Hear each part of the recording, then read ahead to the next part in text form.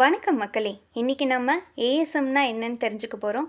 Additional surveillance மெஷரில் எந்தெந்த shares எல்லாம் கொண்டு வருவாங்க, இதை யார் கொண்டு வருவாங்கங்கிறத பற்றி பார்த்துடலாம். செபியும் ஸ்டாக் எக்ஸ்சேஞ்சஸும் சில ஸ்டாக்ஸை ஏஎஸ்எம் கேட்டகரிஸில் கொண்டு வருவாங்க. ஏஎஸ்எம்லேயே short term ASM, long term ஏஎஸ்எம்னு 2 கேட்டகரி இருக்குது. எந்தெந்த ஸ்டாக்ஸ்லலாம் ப்ரைஸ் இல்லைனா வால்யூம் ஃப்ளக்சுவேஷன்ஸ் அதிகமாக இருக்கோ, அது மட்டும் இல்லாமல் அவங்களோட கிளைண்ட் கான்சன்ட்ரேஷன் ஒரு குறிப்பிட்ட டைம் பீரியடில் அதிகமாக இருக்குன்னா, இந்த மாதிரி ஸ்டாக்ஸில் வாலட்டிலிட்டி அதிகமாக இருக்குங்கிற காரணத்துக்காக இதெல்லாம் ஏஎஸ்எம் கேட்டகரிக்குள்ளே கொண்டு வருவாங்க.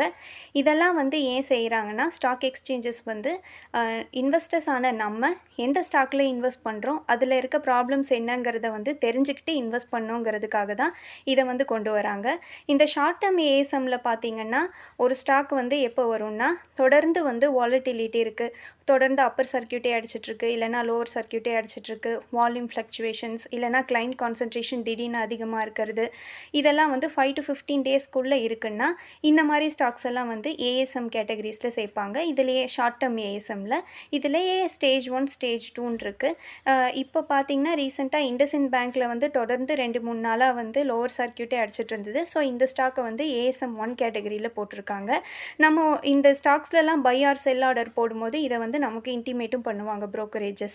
ஸோ லாங் டேர்ம் ஏஎஸ்எம்னா இதே மாதிரி இஷ்யூஸ் கூடவே மார்க்கெட் கேபிட்டலைசேஷன், ஃபண்டமெண்டல்ஸில் வேரியேஷன்ஸ் இருக்கிறது, அவங்களோட ஃபினான்ஷியல் ரிப்போர்ட்டில் ஃபால்ஸ் இன்ஃபர்மேஷன்ஸ் கொடுக்கறது, இதே மாதிரி கிளைண்ட் கான்சன்ட்ரேஷன் தொடர்ந்து 3 மாதம் இல்லைனா 1 வருஷம் வரைக்கும் இருக்கிறது, ப்ரைஸ் ஃப்ளக்சுவேஷன்ஸ் 15 டேஸ்க்கும் தாண்டி ரொம்ப நாள் இருந்துகிட்டே இருக்கிறது, இந்த மாதிரி ஸ்டாக்ஸ் எல்லாம் வாலட்டிலிட்டி ரொம்ப அதிகமாக இருக்கும். ஸோ இந்த மாதிரி ஸ்டாக்ஸ் எல்லாம் லாங் டேர்ம் ஏஎஸ்எம்மில் போடுவாங்க. இதில் 4 ஸ்டேஜஸ் இருக்குது.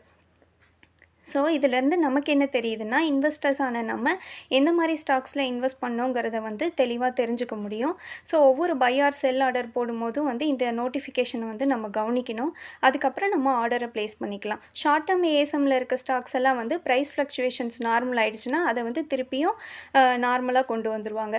பட் எந்த கண்டிஷனும் மாறாமல் அப்படியே லாங் டேர்ம்லேயே இருந்ததுன்னா அந்த ஸ்டாக்கை பேன் பண்ணிடுவாங்க ட்ரேடிங்லேருந்து.